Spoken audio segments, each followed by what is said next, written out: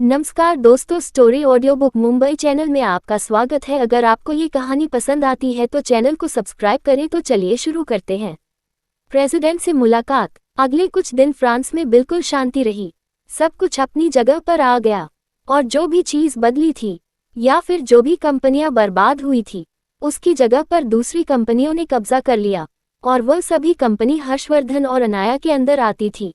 वैसे तो कई सारे ऐसे परिवार थे जो उन कंपनियों की जगह लेना चाहते थे, लेकिन अनाया का मानना था कि इतनी मेहनत उसने की, इतने सारे रिसोर्सेस हर्षवर्धन ने खर्च की, तो भला उसका फायदा कोई और क्यों उठाए। इसीलिए उसने हर्षवर्धन को स्ट्रिक्टली कह दिया था कि कोई भी उनकी मेहनत का फल नहीं लेना चाहिए। और हर्षवर्धन भला अपनी बीवी की बात कैसे नहीं मानता, वह तो जोरू का गुलाम था। उसे तुरंत ही अनाया के मुताबिक उन सभी की कंपनियों को अपने अंदर ले लिया, यहाँ तक कि उसे एस्टेब्लिश करने के भी ऑर्डर दे दिया। और रही बात क्वीन मेरी के भाई और उसके परिवार की, तो वह पूरी तरह से बर्बाद हो चुके थे।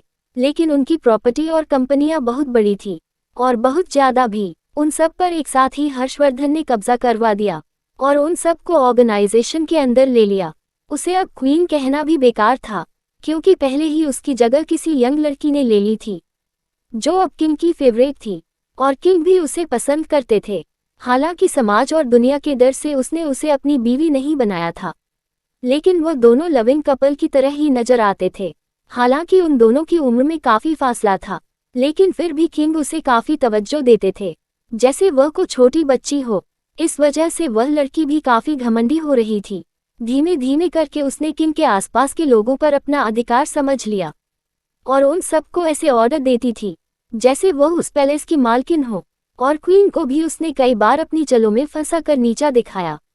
और क्वीन मेरी, जो हमेशा ही घमंडी रहने की आदी थी, उसे ऐसी इंसान बर्दाश्त नहीं हो रही थी। लेकिन किंग की वजह से वह कुछ बोल भी नहीं पाती थी। आखिरकार किंग अब उसे एक नज़र देखता भी नहीं था। उसका वह झुर्रियों से भरा हुआ चेहरा और ढलती उम्र जो दिखने लगी थी, भला वह उस लड़की का मुकाबला कैसे कर सकती थी। दूसरी ओर ऐसा करते हुए हर्षवर्धन और अनाया के वापस जाने का भी वक्त आ गया।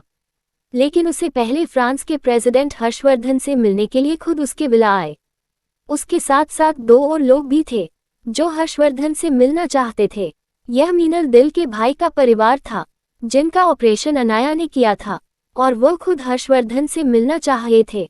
उन्हें पता था ऐसे तो वो हर्षवर्धन से मिल नहीं पाएंगे, लेकिन उन्होंने जानबूझकर प्रेसिडेंट से रिक्वेस्ट की और यह कहा कि वह हर्षवर्धन को शुक्रिया कहना चाहते हैं डॉक्टर एना को सर्जरी के लिए मनाने के लिए।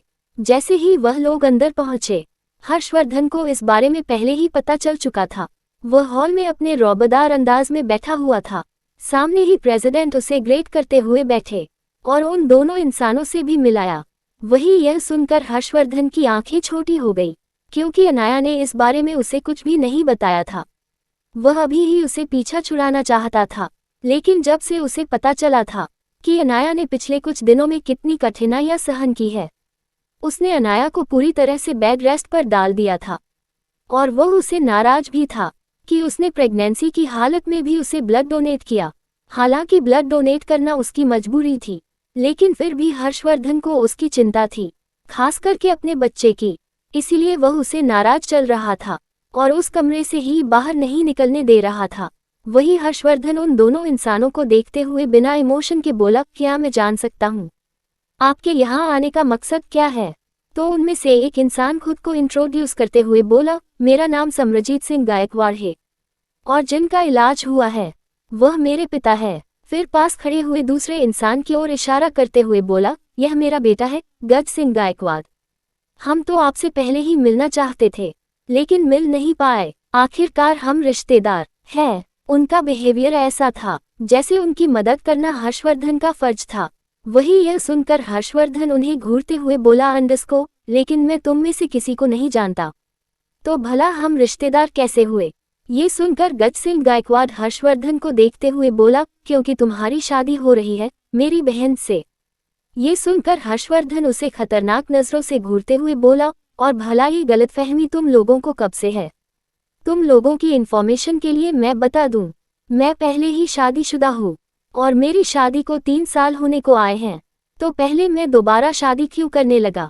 वही यह सुनकर उन दोनों का चेहरा पीला पड़ गया, लेकिन कुछ सोचते हुए वह बोला, लेकिन तुम तो अपनी बीवी को तलाक दे रही हो। ये बात खुद तुम्हारी दादी ने हमें बताई थी। ये सुनकर हर्षवर्धन समझ गया कि यह सारा किया धरा मिलन देवी का है। हर्षवर्धन को अब सच में अपनी दादी से नफरत से हो रही थी। वह अपनी खतरनाक आवाज में बोला, और भला मैं अपनी बीवी को तलाक क्यों देने लगा? और क्या बात हुई थी तुम्हारी मेरी दादी माँ से?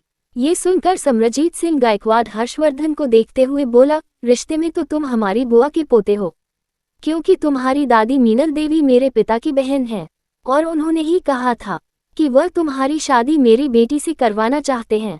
उनका कहना था कि सालों पहले उन्होंने अपनी गलती की वजह से अपना परिवार छोड़ दिया था, और वह अपनी गलती सुधारना चाहती है और अपने परिवार से वापस जुड़ना चाहती है, और यही वजह थी कि वह तुम्हारा रिश्ता मेरी बेटी के लिए लेकर आई थी।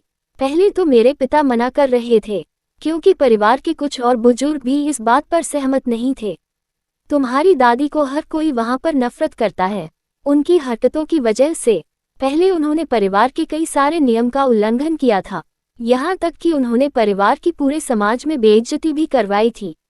वह घर से बिना कुछ कहे भाग गई थी, इसीलिए परिवार में कोई भी उन्हें वापस नहीं चाहता था। लेकिन फिर भी तुम्हारी दादी ने रिक्वेस्ट की ताकि गायकवाड़ परिवार उन्हें माफ कर दे, लेकिन तभी कोई नहीं माना। तो उन्होंने ही यह प्रस्ताव रखा कि उनका पोता मेरी बेटी से शादी करेगा, ताकि रिश्तेदारी की वजह से परिवार के बीच तनाव कम हो जाए।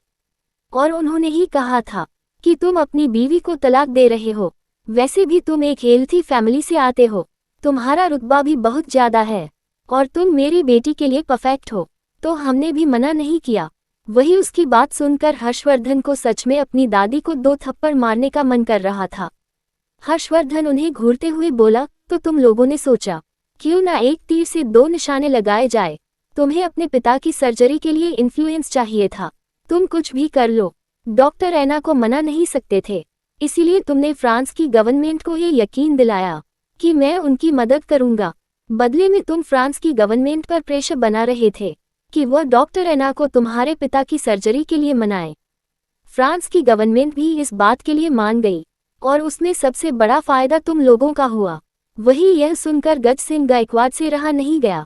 वह थोड़ी नाराज आवाज में बोला, तो क्या हुआ अगर तुमने हमारी थोड़ी सी मदद कर भी दी? आखिरकार तुम मेरी बहन से शादी कर रहे हो, तुम्हारे लिए प्राउड की बात होनी चाहिए कि तुम्हारी शादी एक रॉयल खानदान में हो रही है। वही यह सुनकर हर्षवर्धन ने गुस्से में अपना हाथ पास की टेबल पर मारा।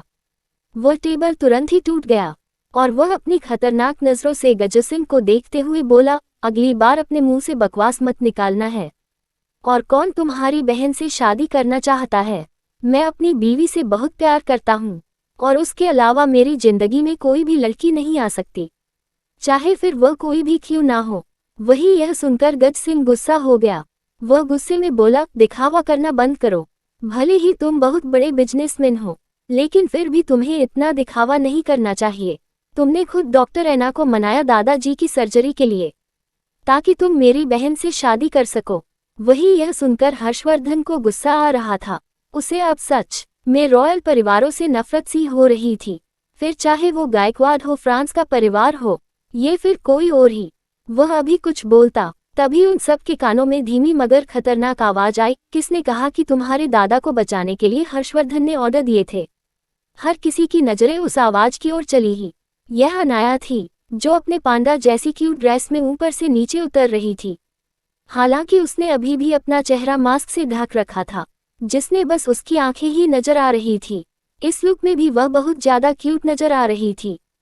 हर कोई ऐसे ही देख रहा था, और वह चलते हुए हर्षवर्धन के पास बैठ गई और गज सिंह को घूरते हुए बोली, मैं आखिरी बार क्लियर कर रही हूँ, तुम्हारे दादाजी का ऑपरेशन इसीलिए नहीं हुआ कि हर्षवर्धन ने कहा था, वो इसलिए हुआ क्योंकि गवर्नमेंट ने मुझे रिक्वेस्ट की थी, और मैंने गवर्नमेंट से वादा किया था कि मैं उनकी एक डिमांड पूरी करूंगी, चाहे फिर वह कुछ भी क्यों ना हो।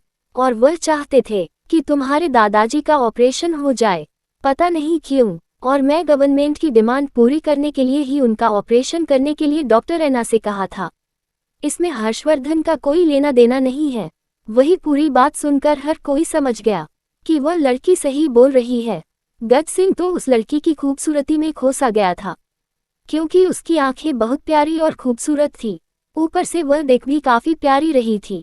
वही गज सिंह की नजरें हर्षवर्धन ने भी देख ली।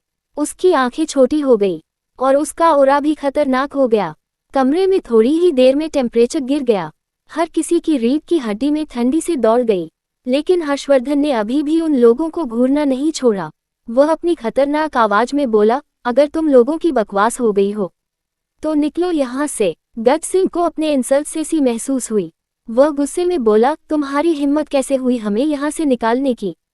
तुम अभी भी मेरी बहन से शादी करना चाहते हो और इतना घमंड दिखा रहे हो। तुम देखते जाओ, मैं तुमसे अपनी बहन की शादी नहीं होने दूंगा।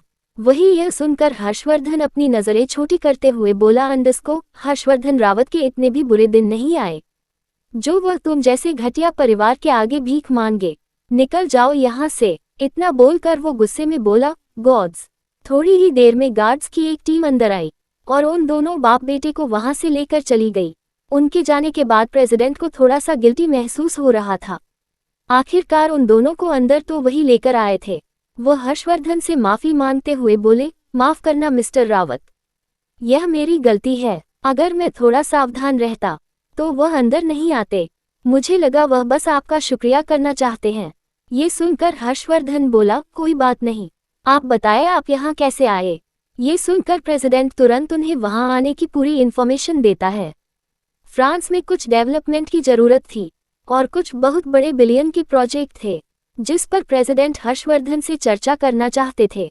हर्षवर्धन गौर से पूरे प्लानिंग पर रहा था।